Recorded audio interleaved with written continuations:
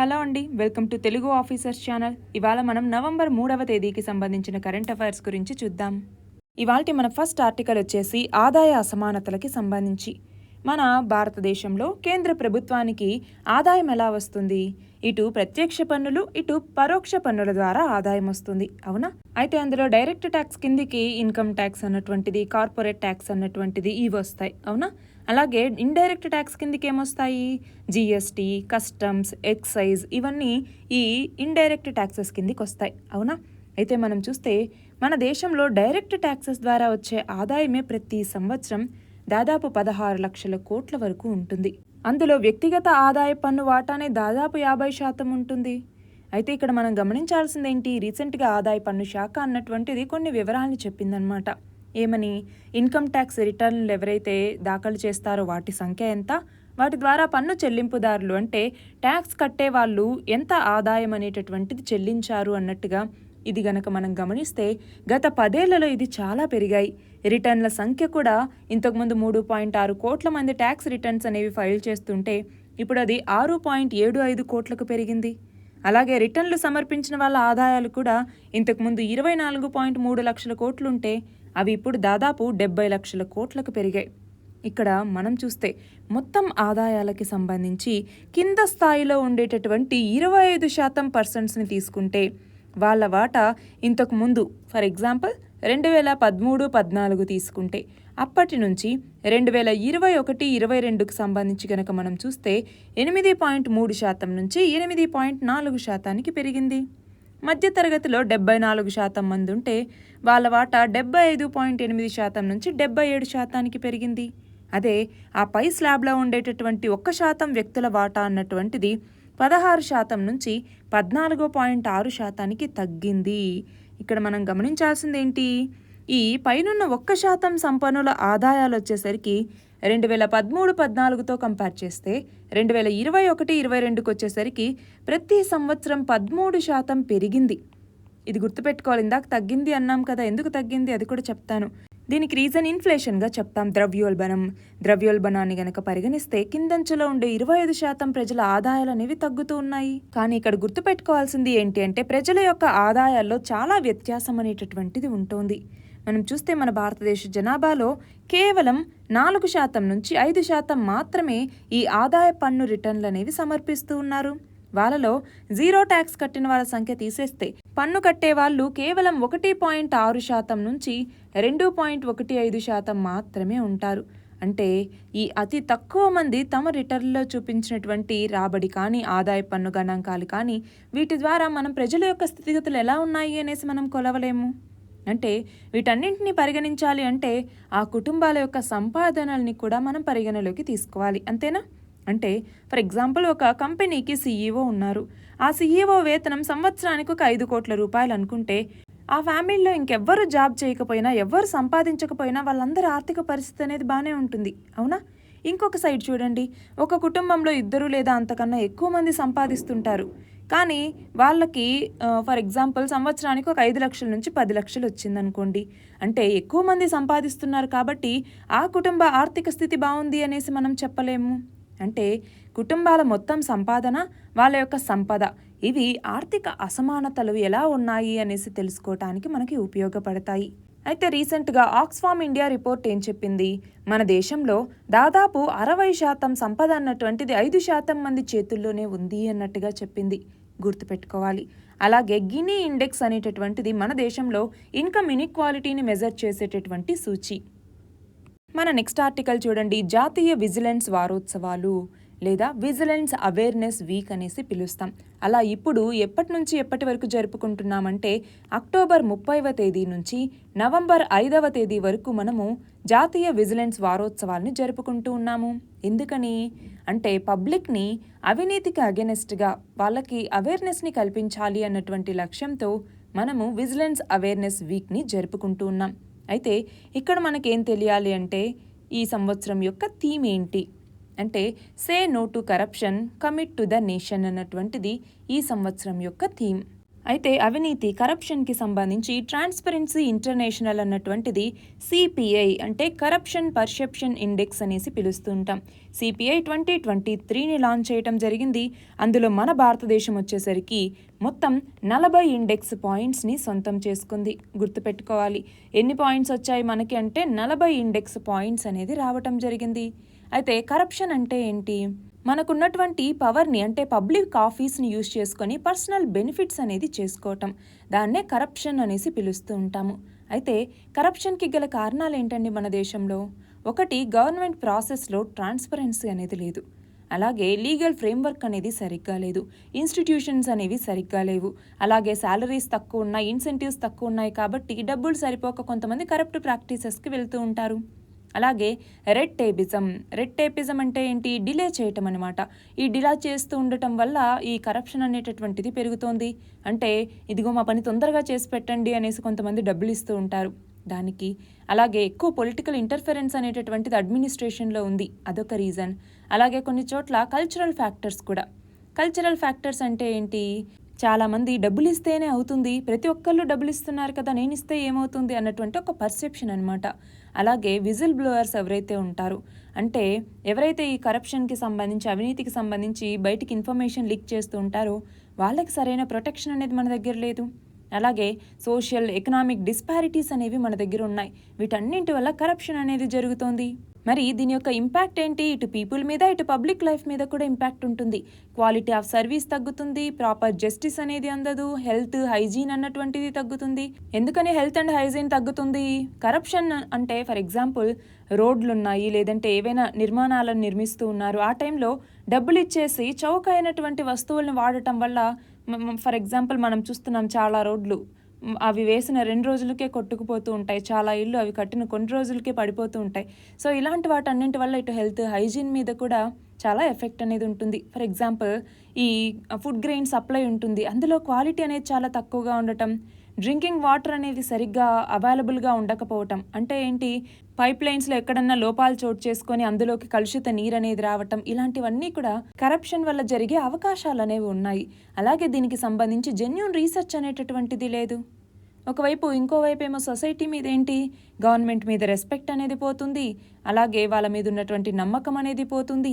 అలాగే మనం చూస్తే చాలా పోస్టులు ఈ కరప్షన్కి సంబంధించి ఇదిగో డబ్బులు ఇస్తాం మాకు ఈ పోస్ట్ ఇవ్వండి అన్నట్టుగా ఈ యొక్క పర్సెప్షన్ అనేటటువంటిది పెరుగుతూ వస్తుంది. ఎకానమీ వైపు ఏముంటుంది? ఫారిన్ ఇన్వెస్ట్మెంట్ అనేది తగ్గుతుంది, గ్రోత్ అనేది తగ్గుతుంది, డెవలప్మెంట్ మీద ఎఫెక్ట్ అనేది పడుతుంది. సో దానికి సంబంధించి మన భారతదేశంలో ఏమేం చట్టాలున్నాయి? ఇది ఒక్కసారి గుర్తుపెట్టుకోవాలి. ఏమేం చట్టాలున్నాయి మనకి అంటే, ప్రివెన్షన్ ఆఫ్ కరప్షన్ యాక్ట్ అనేసి 1988లో తీసుకొచ్చారు. దాన్ని మళ్ళీ 2018లో అమెండ్ చేయటం జరిగింది. అది కాకుండా prevention of money laundering act PMLA చట్టం అంటాం 2002లో తీసుకొచ్చారు. అలాగే కంపెనీస్ యాక్ట్ ఏదైతే ఉందో, కంపెనీస్ యాక్ట్ అనేది 2013లో తీసుకొచ్చారు. ఇది కూడా ఈ ఫ్రాడ్ అనేటటువంటి టర్మ్కి ఒక డెఫినేషన్ నీట్గా ఇచ్చింది. అలాగే ఇండియన్ పీనల్ కోడ్ అన్నటువంటిది, బినామీ ట్రాన్సాక్షన్ యాక్ట్ అన్నటువంటిది, దీనికి సంబంధించి సెంట్రల్ విజిలెన్స్ కమిషన్ అన్నటువంటి రెగ్యులేషన్ ఫ్రేమ్వర్క్ని తీసుకొచ్చారు. అలాగే క్రిమినల్ లా అమెండ్మెంట్ యాక్ట్ కానివ్వండి, లోకాయుక్త యాక్ట్ కానివ్వండి, ఇవన్నీ కూడా దీనికి సంబంధించి తీసుకొచ్చినటువంటివే.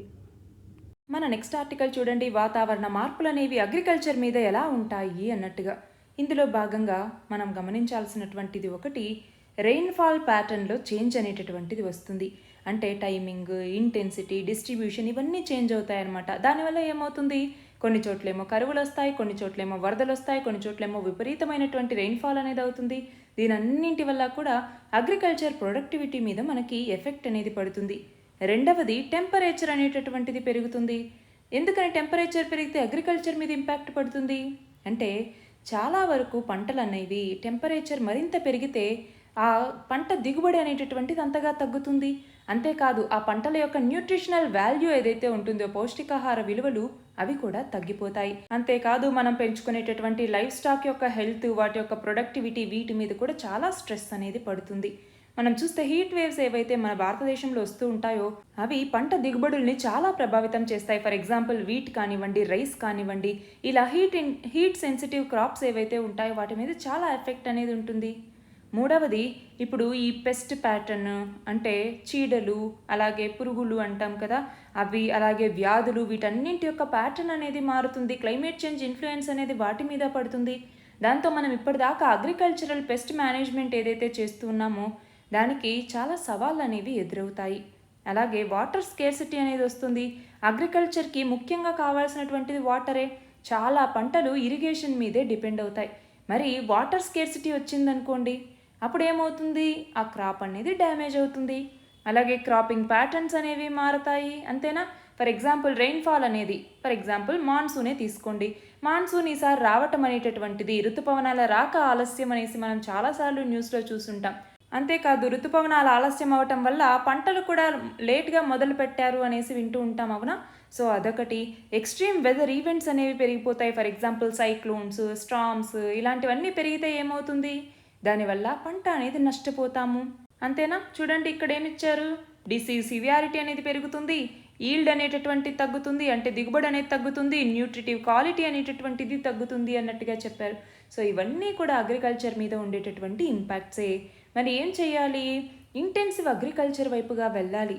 అంతేకాదు మనము మన యొక్క క్లైమేట్ చేంజ్ని తగ్గించుకుంటూ క్లైమేట్ రెసిలియంట్ అగ్రికల్చర్ వైపు వెళ్ళాల్సిన అవసరం అనేది ఉంది.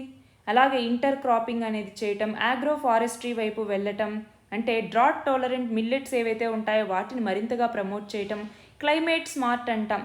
ఈ climate smart agriculture, climate smart water management, అలాగే మనము చెరువులు, కుంటలు, డ్యామ్స్ ఇలాగా చిన్న చిన్నవి తవ్వుకోవటం వల్ల మనకి వర్షాకాలంలో వచ్చినటువంటి వాన నీటినంతా మనం సేవ్ చేసుకొని దాన్ని మనకి కరువులు వచ్చినప్పుడు, లేదంటే ఇరిగేషన్ సప్లై అన్నటువంటి సరిగ్గా లేనప్పుడు, అలాగే రెయిన్ఫాల్ అనేటటువంటి సరిగ్గా లేనప్పుడు ఇలాంటి టైమ్స్లో మనం వాడుకోవచ్చు, అవునా? సో ఆ వైపుకు మనం వెళ్ళాలి అన్నట్టుగా ఈ ఆర్టికల్. మన నెక్స్ట్ ఆర్టికల్ చూడండి, ఎన్నికల బాండ్లు, ఎలక్షన్ బాండ్స్కి సంబంధించి సుప్రీంకోర్టు ఏమంటోంది, ఈ ఎన్నికల బాండ్లు అనేవి క్విడ్ ప్రోకో కాకూడదు అన్నట్టుగా అంటోంది. క్విడ్ ప్రోకో అంటే ఏంటి, ఏదైనా ఒక విషయానికి సంబంధించి నీకేంటి నాకేంటి అన్నట్టుగా ఇద్దరు లాభం చూసుకోవటం అనమాట. అంటే ఇక్కడ ఏంటి, ఇదిగో నీకు ఎలక్షన్స్కి నేను ఇంత ఫండింగ్ ఇస్తాను, నువ్వు రేపు అధికారంలోకి వచ్చిన తర్వాత నాకు ఈ పని చేసి పెట్టాలి. అలాగా క్విడ్ ప్రోకో అన్నటువంటిది ఈ ఎన్నికల బాండ్లతో రాకూడదు అన్నట్టుగా ఇక్కడ సుప్రీంకోర్టు చెప్తోంది. అలాగే ఎలక్షన్ కమిషన్కి ఆదేశించింది కూడా సుప్రీంకోర్టు. ఏమని, ఏ పార్టీకి ఎంత విరాళాలు వచ్చాయి ఆ వివరాలన్నీ కూడా నాకు తెచ్చివ్వండి అన్నట్టుగా ఇప్పుడు ఆదేశించి తీర్పుని రిజర్వ్లో ఉంచింది. ఈ నేపథ్యంలో ఎలక్టోరల్ బాండ్స్ అంటే ఏంటి, ఎవరు ఈ ఎలక్టోరల్ బాండ్స్ని ఇష్యూ చేస్తారు, దీనివల్ల ఉండేటటువంటి బెనిఫిట్స్ ఏంటి, ఇవన్నీ మనకి తెలియాలి. అయితే ఎలక్టోరల్ బాండ్ అంటే ఏంటి చూడండి, ఇలా ఒక బాండ్ అనేది ఉంటుంది. దీని ద్వారా ఎవరైనా వ్యక్తులు ఒక పార్టీకి డొనేషన్ అనేది ఇవ్వచ్చు. కానీ అన్ని పార్టీలకు ఇవ్వచ్చా అంటే కాదు. రీసెంట్గా జరిగిన ఎన్నికల్లో కానివ్వండి, అలాగే అసెంబ్లీ ఎన్నికల్లో కానివ్వండి, కనీసం 1% ఓట్లైనా ఆ పార్టీకి వచ్చి ఉండాలి. అలాంటి పార్టీలు మాత్రమే ఈ ఎలక్టోరల్ బాండ్స్ లేదా ఎన్నికల బాండ్లు తీసుకోవటానికి ఎలిజిబిలిటీని కలిగి ఉంటాయి. మరి ఈ ఎలక్టోరల్ బాండ్స్ని ఎవరు ఇస్తారు అంటే ఎస్బీఐ. కేవలం ఎస్బీఐ మాత్రమే ఈ ఎలక్టోరల్ బాండ్స్ని జారీ చేస్తుంది. అయితే ఇందులో కేవలం 1000, 10,000, 1,00,000, 10 లక్షలు, కోటి అలాగే వీటి మల్టిపుల్స్లో మనము ఈ ఎలక్టోరల్ బాండ్స్ని పర్చేస్ చేసి మనం పార్టీస్కి డొనేట్ చేయొచ్చు. అయితే ఇక్కడ మనం చూస్తే ఈ పర్చేస్ చేసేటటువంటి వ్యక్తి తన డీటెయిల్స్ అనేవి బ్యాంక్ దగ్గర ఉంటాయి, కానీ బ్యాంకు బయటికి డిస్క్లోజ్ చెయ్యదు. అంటే అనానిమస్గా ఆ పార్టీకి ఆ ఫండింగ్ అనేటటువంటిది వెళ్తుంది. అయితే దీనివల్ల ఉండేటటువంటి బెనిఫిట్స్ ఏంటి అంటే పొలిటికల్ డొనేషన్స్లో ట్రాన్స్పరెన్సీని తీసుకురావచ్చు. అలాగే ఎంత ఫండింగ్ అనేటటువంటిది వస్తోంది, అలాగే ఎలాంటి ఫండింగ్ అది, అంటే ఆ ఫండింగ్ యొక్క సోర్స్ ఏంటి, ఇవన్నీ తెలుసుకోవటానికి ఉపయోగపడుతుంది. అలాగే ఎవరు డొనేషన్స్ ఇచ్చారు అన్నట్టుగా వాళ్ళ యొక్క నేమ్ అనేటటువంటిది మనకి తెలియదు. సో నాన్ డిస్క్లోజర్ అంటాము. అంతేకాదు మనం క్యాష్ రూపంలో అంటే ఫిజికల్ మనీని ఇవ్వకుండా మనము ఈ ఎలక్ట్రానిక్గా మనం మనీని ట్రాన్స్ఫర్ చేయటానికి ఇది ఉపయోగపడుతుంది. అయితే ఇక్కడ మనం గమనించాల్సింది ఇంకొకటి ఏంటి అంటే ఎలక్టోరల్ బాండ్స్ని ఇవాళ కొంటే వితిన్ 15 days లోపల వాటిని మనం ఇవ్వాల్సి ఉంటుంది, అంటే దాన్ని డొనేట్ చేయాల్సి ఉంటుంది. అంటే దీని యొక్క వ్యాలిడిటీ కేవలం 15 రోజులు మాత్రమే. ఇది గుర్తుపెట్టుకోవాలి. మన నెక్స్ట్ ఆర్టికల్ చూడండి, హమాస్కి మరియు ఇజ్రాయెల్కి మధ్య జరుగుతూ ఉన్నటువంటి యుద్ధంలో గాజాలో అసలు ఎవరి ప్రాణాలకి సేఫ్టీ అనేది లేకపోయింది అనడానికి ఒక నిదర్శనం ఈ ఆర్టికల్. ఇక్కడ ఏంటి అంటే గాజాలో సహాయ సహకారాలు అందించడానికి వచ్చినటువంటి ఐక్యరాజ్య సమితి సహాయక బృందాల్లో 70 మంది మరణించారు. దీనిని ఐక్యరాజ్య సమితి రిలీఫ్ అండ్ వర్కర్స్ ఏజెన్సీ అన్నటువంటిది ధృవీకరించింది. మరి ఈ నేపథ్యంలో యుద్ధాలు అనేవి అవసరమా? ఈ యుద్ధాల వల్ల ఎవరండి ఎక్కువ ఎఫెక్ట్ అయ్యేది? ఒకసారి మనం ఆలోచించాలి దీని గురించి. మన నెక్స్ట్ ఆర్టికల్ చూడండి. ఆర్టిఫిషియల్ ఇంటెలిజెన్స్ నియంత్రణకి సంబంధించి కృత్రిమ మేధ అంటాము. ఈ కృత్రిమ మేధకి సంబంధించి నియంత్రణ కోసం ఆర్టిఫిషియల్ ఇంటెలిజెన్స్ సేఫ్టీ సమ్మిట్ అన్నటువంటిది యూకేలో స్టార్ట్ అయింది. అయితే దీంట్లో భాగంగా కృత్రిమ మేధ వల్ల మన యొక్క మనుగడకు ఎదురయ్యే ముప్పుని కట్టడి చేయడానికి మొత్తం 28 దేశాలు కలిసి పనిచేయటానికి అంగీకరించడం జరిగింది. అంటే ఆర్టిఫిషియల్ ఇంటెలిజెన్స్ వల్ల తలెత్తే ప్రమాదాల నివారణకి ఈ 28 దేశాలు కలిసి సహకరించుకోవాలి అన్నట్టుగా నిర్ణయించాయి. చూడండి, బ్రిటన్లో ఉన్నటువంటి బ్లెచ్లీలో మొదటి అంతర్జాతీయ ఆర్టిఫిషియల్ ఇంటెలిజెన్స్ భద్రతా సదస్సు అనేది జరిగింది. గుర్తుపెట్టుకోవాలి ఎక్కడ జరిగింది అనేసి మనల్ని అడగచ్చు. అంతేకాదు ఇక్కడ ఇంకొకటి గుర్తుపెట్టుకోవాలి ఏంటి అంటే ప్రపంచంలో మొట్టమొదటి ఆర్టిఫిషియల్ ఇంటెలిజెన్స్ భద్రతా సంస్థని ఏర్పాటు చేస్తున్నామన్నట్టుగా బ్రిటన్ ప్రకటించింది. మన నెక్స్ట్ ఆర్టికల్ చూడండి. బిల్లుల ఆమోదంలో గవర్నర్ జాప్యం చేస్తూ ఉన్నారు అన్నటువంటి నేపథ్యంలో కేరళ ప్రభుత్వం సుప్రీంకోర్టును ఆదేశించింది. మరి ఇక్కడ ఏంటి వివాదం అంటే కేరళ అసెంబ్లీ ఆమోదించినటువంటి 8 బిల్లుల మీద అసలు ఎలాంటి చర్యలు తీసుకోకుండా గవర్నర్ తన దగ్గర పెండింగ్లో ఉంచుకోవటం జరిగింది. అయితే ఇందులో చాలా ప్రజా ప్రయోజనం అనేటటువంటిది ఇమిడి ఉంది. కాబట్టి ఆ బిల్లులకు సంబంధించి నిర్ణయాన్ని తీసుకోవాల్సిన అవసరం అనేది ఉంది. అలా కాకుండా 2 సంవత్సరాలకు పైగా 3 బిల్లుల్ని పెండింగ్లో పెట్టడం జరిగింది. ఇంకొక 3 బిల్లుల్ని సంవత్సరం పైనైంది పంపించి మరి రాజ్యాంగాన్ని ఉల్లంఘిస్తూ ఉన్నారు గవర్నర్ అన్నట్టుగా ఇక్కడ చెప్పటం జరిగింది. మరి గవర్నర్కి సంబంధించి ఈ నేపథ్యంలో కాన్స్టిట్యూషనల్ పొజిషన్ ఏంటి అంటే ఇక్కడ గుర్తుపెట్టుకోవాలి. గవర్నర్కి సంబంధించి ఏ ఆర్టికల్స్ గవర్నర్స్ గురించి చెప్తాయి, అలాగే గవర్నర్ యొక్క అధికారాలేంటి, గవర్నర్ యొక్క విధులేంటి, అలాగే గవర్నర్ని తీసేయాలి పదవిలో నుంచి అంటే ఏం చేయాలి, ఆ ప్రాసెస్ అనేది ఎలా ఉంటుంది, అలాగే గవర్నర్ని నియమించేది ఎవరు, ఎంత కాలానికి గాను నియమిస్తారు. ఇలా గవర్నర్కి సంబంధించి స్టాటిక్ పార్ట్ గురించి ఒక నోట్స్ చేసి పెట్టుకోవాలి నీట్గా. మన నెక్స్ట్ ఆర్టికల్ చూడండి. ఇన్సులిన్, డయాబెటీస్ ఉన్నటువంటి వాళ్ళకి ఈ ఇన్సులిన్ సూదిని ఇస్తూ ఉంటారు. అయితే ఈ ఇన్సులిన్ని ఇక సూది ద్వారా మాత్రమే కాకుండా ఓరల్గా అంటే నోట్లో నుంచి కూడా వేసుకునేటట్టుగా ఒక ఇన్సులిన్ స్ప్రేని తయారు చేయటం జరిగింది. ఎవరు తయారు చేశారు అంటే హైదరాబాద్కి చెందినటువంటి నీడిల్ ఫ్రీ టెక్నాలజీస్ అన్నటువంటిది అసలు సూది అవసరం లేనటువంటి నోటి ద్వారా తీసుకునే అంటే ఓరల్ ఇన్సులిన్ స్ప్రేని తయారు చేసింది. దాని పేరే ఓజులిన్ అన్నటువంటిది. దీని ద్వారా ఈ డయాబెటీస్కి సంబంధించి నొప్పి లేనటువంటి ఒక ఆల్టర్నేట్గా దీన్ని మనం చెప్పచ్చు. మన నెక్స్ట్ ఆర్టికల్ చూడండి. పాప విముక్తి ధృవపత్రం. ఏంటి పాప విముక్తి ధృవపత్రం అంటే పాపం విముక్తి అయిపోయింది అన్నట్టుగా అలా ఎలా సర్టిఫికెట్ని ఇస్తారు అంటే ఇస్తున్నారు. ఎక్కడ? రాజస్థాన్లో ఉన్నటువంటి ప్రతాప్గఢ్లో ఒక దేవాలయం ఉన్నటువంటిది. అక్కడ ఉన్నటువంటి కోనేరులో ఎవరైతే స్నానం చేస్తారో అలాంటి యాత్రికుల పాపాలు అనేవి తొలగిపోతాయి. అలా పుణ్య స్నానం చేసినటువంటి వాళ్ళకి పాప విముక్తి ధృవపత్రాలను ఇస్తున్నామన్నట్టుగా చెప్తోంది. దానికోసం ఒక్కొక్క ధృవపత్రానికి 12 రూపాయల ఖర్చు అనేది అవుతుంది. అంటే 12 రూపాయలు చెల్లిస్తే ఈ పాప విముక్తి ధృవపత్రం అనేది అందిస్తూ ఉన్నారు.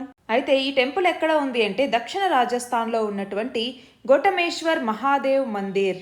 దీంట్లో ఉన్నటువంటి మందాకిని కుండ్లో ఎవరైతే పవిత్ర స్నానం చేస్తారో అలాంటి ప్రతి సంవత్సరం 250 నుంచి 300 మందికి మాత్రమే ఇలాంటి ధృవపత్రాలను ఇవ్వటం జరుగుతుంది. మనము రిలీజియన్కి సంబంధించి చూసారా, ఇది చేస్తే మీరు ఇక్కడ స్నానం చేస్తే పాపం పోతుంది అన్నట్టుగా పాప విముక్తి ధృవపత్రం కూడా ఇస్తూ ఉన్నారు. దీనిని నమ్మటం నమ్మకపోవటం అన్నటువంటిది ఆ పర్సన్స్కి సంబంధించి ఉంటుంది. కానీ ఒకసారి రేషనల్గా దేన్నైనా థింక్ చేయాల్సిన అవసరం అనేది ఉంది. నెక్స్ట్ చూడండి. 2000 రూపాయలని ఆర్బీఐ ఉపసంహరించుకుంది. అవునా? మే 19వ తేదీన ఇదిగో 2000 రూపాయల నోట్లని ఉపసంహరించుకుంటున్నాను అన్నట్టుగా ఆర్బీఐ తెలిపింది. దానికి చివరి గడువు ఎప్పుడని చెప్పింది? సెప్టెంబర్ 30వ తేదీ అని చెప్పింది. దాని తర్వాత ఇంకొక వారం రోజులు అంటే అక్టోబర్ 7 వరకు పొడిగించింది. అక్టోబర్ 7 తర్వాత మా ఆర్బీఐకి సంబంధించినటువంటి ప్రాంతీయ కార్యాలయాలు అంటే రీజనల్ ఆఫీసెస్లో మీరు మార్చుకోవచ్చు అన్నట్టుగా చెప్పింది. అవునా? మరి దానికి సంబంధించి ఈ 2000 రూపాయల నోట్ల మార్పిడికి మా సంస్థకే రానక్కర్లేదు, పోస్టుల్లో కూడా పంపించవచ్చు అన్నట్టుగా ఒక ఫెసిలిటీని తీసుకొచ్చింది. అలా 2000 రూపాయల నోట్లని పోస్ట్లో పంపిస్తే వాళ్ళకు సంబంధించినటువంటి బ్యాంకు ఖాతాకి దాన్ని జమ చేయటం జరుగుతుంది. నెక్స్ట్ చూడండి, అంతర్జాతీయ మంచు చిరుతల దినోత్సవాన్ని ఏ రోజున నిర్వహిస్తారు? అక్టోబర్ 23వ తేదీన. మనం చూస్తే ప్రపంచ మంచు చిరుతల ఫోరం యొక్క గణాంకాలను చూస్తే ప్రపంచవ్యాప్తంగా ఈ మంచు చిరుతల జనాభా 6,500 వరకు ఉంటుంది. మంచు చిరుతలు లేదా దీన్నే స్నో లెపర్డ్స్ అని కూడా పిలుస్తూ ఉంటాము. అయితే ఒక్క చైనాలోనే మొత్తం 60% వీటి ఆవాసాలనేవి ఉన్నాయి. చైనాతో పాటు ఇటు ఇండియాలోను, ఆఫ్ఘనిస్తాన్లోను, భూటాన్, కజకిస్తాన్, కిర్గిస్తాన్, అలాగే Mongolia, Nepal, Pakistan, Russia, Tajikistan, అలాగే ఉజ్బెకిస్తాన్ వీటన్నింటిలో కూడా ఈ మంచు చిరుతల ఆవాసాలనేవి ఉన్నాయి. అయితే IUCN international union for conservation of nature అంటాం, అంతర్జాతీయ ప్రకృతి సంరక్షణ సమితి. ఇది ఈ మంచు చిరుత జాతిని 2017వ సంవత్సరంలో మనుగడ ప్రమాదం ఎదుర్కొంటున్నటువంటి జాబితాలో చేర్చింది. అలాగే గుర్తుపెట్టుకోవాలి, మంచు చిరుత ఏ రాష్ట్ర జంతువు అంటే హిమాచల్ ప్రదేశ్. నెక్స్ట్ చూడండి, భారతదేశంలో వైద్య సహాయంతో గర్భస్రావం మీద చట్టం ఏదైతే ఉందో అంటే medical termination of pregnancy act అనేసి పిలుస్తాం. ఇది ఎన్ని వారాల వరకు గర్భ విచ్ఛేదనకి అనుమతిస్తోంది అంటే ఎన్ని వారాల వరకు మనం అబార్షన్ చేయించుకోవచ్చు అంటే 24 వారాల వరకు. మనం చూస్తే రీసెంట్గా సుప్రీంకోర్టులో 26 వారాల ఒక గర్భవతి నేను అబార్షన్ చేయించుకోవటానికి పర్మిషన్ ఇవ్వండి అన్నట్టుగా సుప్రీంకోర్టుకి వెళ్ళింది. కానీ ఆ బేబీలో ఎలాంటి అబ్నార్మాలిటీస్ అంటే ఆ ఫీటల్ అబ్నార్మాలిటీస్ అనేవి లేవు అన్నటువంటి కారణంతో సుప్రీంకోర్టు దానికి నిరాకరించింది. కానీ మన దేశంలో ఉన్నటువంటి చట్టం కేవలం 24 వారాల వరకు మాత్రమే పర్మిషన్ ఇచ్చింది. నెక్స్ట్ చూడండి, 118 ఏళ్ల చరిత్ర ఉన్నటువంటి అస్సాంలోని కజరంగా నేషనల్ పార్క్కి తొలి మహిళా ఫీల్డ్ డైరెక్టర్గా ఎవరు నియమితులయ్యారు అంటే సోనాలి ఘోష్. గుర్తుపెట్టుకోవాలి. నెక్స్ట్ చూడండి, కర్ణాటకలో ఉన్నటువంటి దోమల్లో జికా వైరస్ని గుర్తించారు. అయితే జికా వైరస్ లేదా జికా వైరస్ ఇన్ఫెక్షన్ అంటాము, దీన్ని కలిగించేది జికా వైరస్ అన్నటువంటిది. ఇది ఫ్లావివిరిడే ఫ్యామిలీకి సంబంధించింది.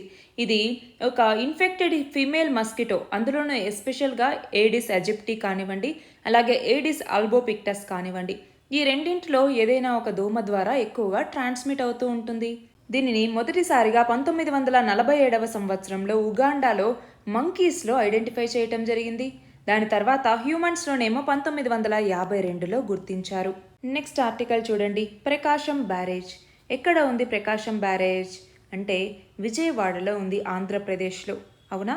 అయితే ఈ ప్రకాశం బ్యారేజ్ అన్నటువంటిది ఇటు ఉమ్మడి కృష్ణా, గుంటూరు జిల్లాల్లో ఆ డెల్టా రీజియన్లో ఉన్నటువంటి వాళ్ళకి సాగునీటిని అందిస్తుంది. అలాంటి ఈ ప్రకాశం బ్యారేజ్కి ఒక ప్రతిష్టాత్మకమైనటువంటి అవార్డు లభించింది. అది ఏంటి అంటే ప్రపంచ వారసత్వ నీటిపారుదల నిర్మాణాల అవార్డు. దీనికి మొత్తం నామినేషన్లలో 19 నిర్మాణాలను ఎంపిక చేస్తే మన దేశం నుంచి 4 నిర్మాణాలు అనేవి ఎంపికయ్యాయి. అందులో ప్రకాశం బ్యారేజ్కి కూడా ఇందులో చోటు దక్కింది. రీసెంట్గా ఇప్పుడు విశాఖలో ICID సదస్సు అనేది జరుగుతోంది. ఆ నేపథ్యంలో ఈ అవార్డుని అందించడం జరిగింది. ఇది కాకుండా తమిళనాడులో ఉన్నటువంటి శ్రీ వైకుంఠం ఆనకట్ట, అలాగే ఒడిశాలో ఉన్నటువంటి బలిదా ఇరిగేషన్ ప్రాజెక్ట్ అన్నటువంటిది, అలాగే జయమంగళ ఆనకట్ట, ఈ 4ంటికి కూడా ఈ ప్రపంచ వారసత్వ నీటిపారుదల నిర్మాణాల అవార్డు వచ్చింది. World heritage irrigation structures award అనేసి మనం పిలుస్తాము. ఇవి ఇవాల్టి important articles. All the very best and thank you very much.